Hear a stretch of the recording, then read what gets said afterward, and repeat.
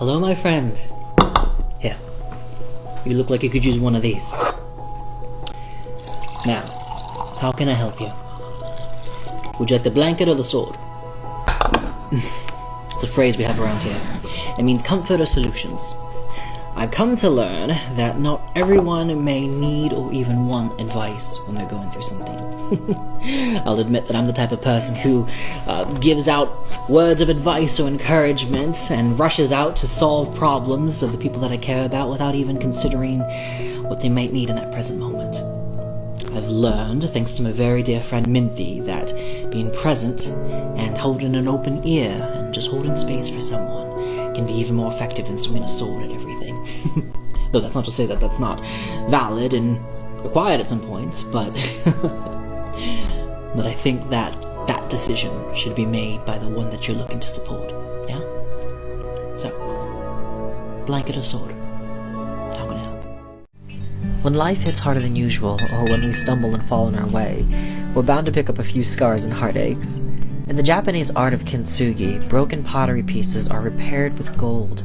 This unique and beautiful art highlights the cracks and scars rather than trying to hide them. And this is to represent that we are beautiful because we're broken. What an awesome perspective. Bad days make the good days sweeter, and failures are opportunities to grow. And if you've ever had the thought that just because you're broken you can never be loved or beautiful, I hope you know that that's a straight up lie. To be human is to be broken, and to be broken is to be unique. And to be unique, well, it's to be beautiful. Hello there, traveler. You're up awfully late. Is everything okay? Understandable. And quite relatable, too. I often find that my own mind tends to wander in the wee hours before the sunrise, when the worries of the past and the pressures of the present and the mysteries of the future all come spiraling down at the same time with the utmost need to be solved instantly. You're not alone. Far from it. I swear every adventurer in here and those that you see on your journey, I promise you, they all have moments when the mind just won't settle. I know that's not a very comforting thought, but think about this. Even though you can't always control what your mind conjures up, whether it's worries or anxieties or things like that, you do have the power on whether or not you allow them to drain your energies or your strength. Think of it this way. Worry is like a shadow on a small creature. When the sun is high, the shadow is small. And when the sun gets tired, shadows tend to get bigger. Now, that doesn't mean that the creature itself changed, but our perspective of it can make it seem bigger than what it really is. Hope that makes sense. All that to say is, let your mind rest.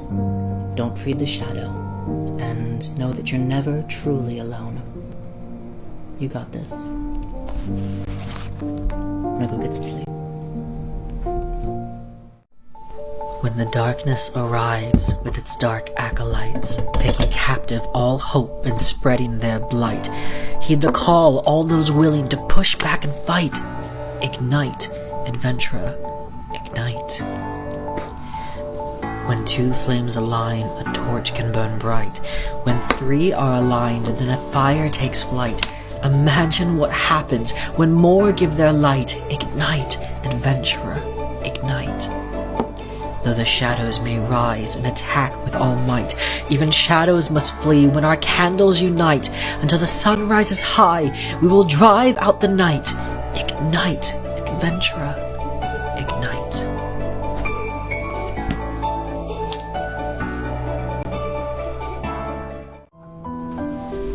Hello there, traveler. I was just about to head out to the night market when a mutual friend of ours stopped me and said that you were going through some stuff. Wanted me to talk to you. Now, you don't have to tell me anything if you don't want to, but, might I suggest this? All the best stories have moments like this, when the adventure all of a sudden seems hopeless. But all the best tales have endings that inspire, and become legends thereafter for others to admire. So rest yourself, and regain your power, and conquer those demons who whisper you coward. Your story's not done. There's more to unfold. Because I see in you a legend yet told. I know it's not easy right now, but I believe in you. Want to go to the night market with me? It'll be fun. Come on. Hello there, my friends. Welcome back to Quincy's Tavern. This is for you. It is a special mixture to help you get some sleep. Because if you don't mind me saying so, you look like a dying candle.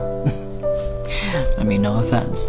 What I mean is that your face and your aura is one on the verge of burning out, ain't it? I see it all too often around here, especially this time of year, with the season changing and whatnot. Now, burnout, as the name implies, comes from when one gives off so much light and effort that they eventually start to fade.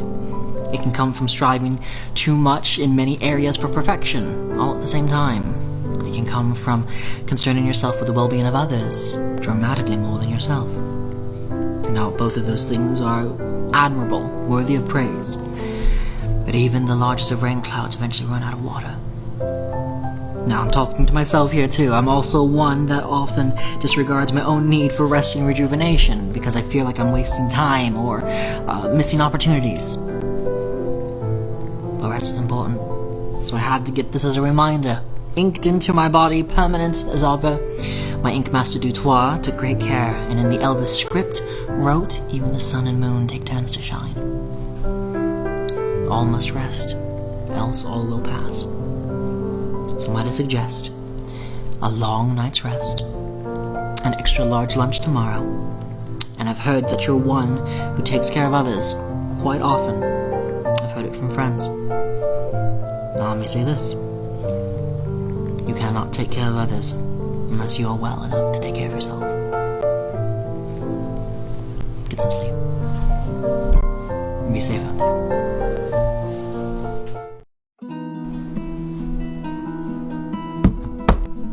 To the adventurer considering surrender when the journey seems impossible, remember that all great things arise from the empty and improbable.